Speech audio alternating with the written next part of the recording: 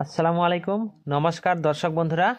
আপনারা দেখে আছেন এই ঠান্ডার মধ্যে আমি একটা গরু কৃত্রিম প্রজনন করে আছি, মানে কৃত্রিম প্রজনন করানো হচ্ছে। কৃত্রিম প্রজনন করলে মানে অল্প দিনের ভিতরে এই বাছুরগুলো বড় হয়।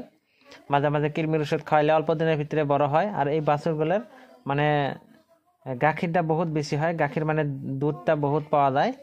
তো খুব কম পয়সার বিনিময়তে কৃত্রিম প্রজনন করা হয়।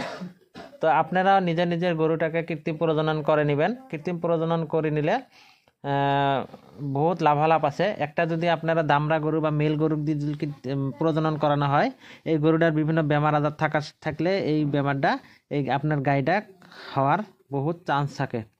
তো কৃত্রিম প্রজনন করলে তো এই বেমারগুলো হয় না। আর গরুটা বহুত বেশি, এই যে লোকাল গরুটা 2-3 কেজি দুধ হয়, কৃত্রিম প্রজনন করা একটা বাছুরের 5-7 কেজি দুধ একে খরচাতে হয়। তো তারপরে এইভাবে আমরা কৃত্রিম প্রজনন করার পরে ভারত পশুধনের ডিটেলসগুলো যেহেতু আপলোড করানো লাগে, যার জন্য আমরা গরুকে কানফুলি লাগাই বা কানে ট্যাগ লাগাই। তো আপনারা ভিডিওটিতে লাইক করবেন, আর পশুপালনের পশু চিকিৎসা সম্পর্কে জানার জন্য চ্যানেলটা সাবস্ক্রাইব করবেন।